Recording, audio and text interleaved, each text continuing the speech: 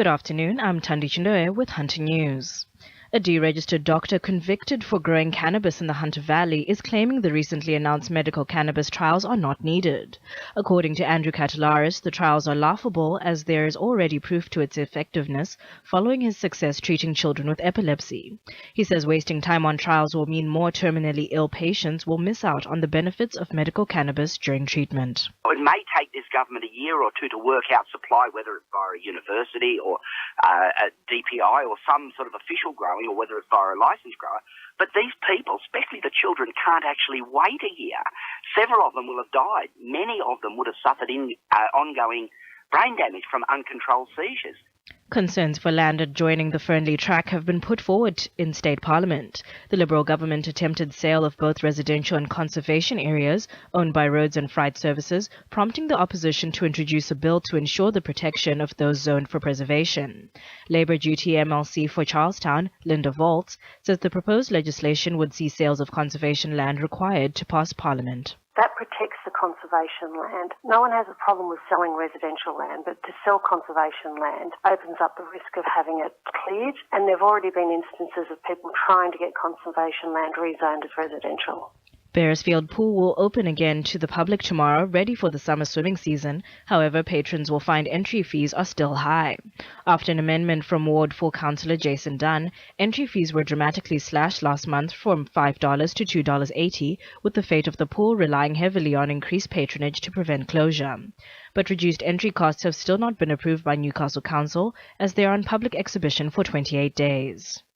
The annual Hunter Valley Boutique Wine Show has celebrated its 26th exhibition, attracting a plethora of local winemakers and crew to watch the presentation of 19 trophies.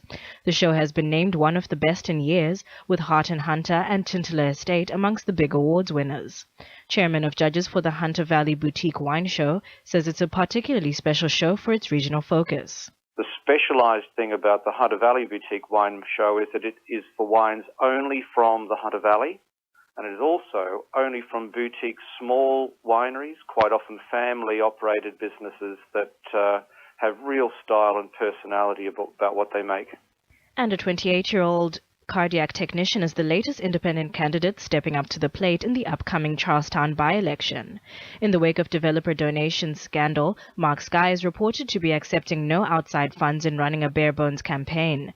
Mr. Sky says he hopes the local electorate has had enough of political corruption scandals and is looking for someone who won't be influenced by a party.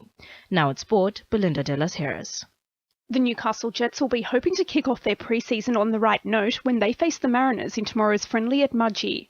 Meanwhile, coach Phil Stubbins says they'll be looking to trial a potential midfielder to boost the side's stocks next week. We've got a young boy coming out on Monday. CV's pretty strong. He's played for a club in the English Premier League in their youth system. He's been there for 4 years, and we'll have a look at him. He's a genuine screening holding midfield player. Meanwhile, Jets representatives have returned home from a round of promising talks with English club officials in their bid to find a buyer for the embattled club. Thai billionaire and Leicester City owner Vichai Srivadhanaprabha is among the favourites to sign on the dotted line. And the Knights will be welcoming Michael Hagan back into their ranks in October as part of the club's newly created Director of Football role. He says he's happy to return. I'm really looking forward to working with Rick Stone and just being some support to him in that coaching area, and also with Matt Gidley and trying to give him some support. That's sport. I'm Belinda De Las Heras. 2NUR FM News Time is coming up to 12:10.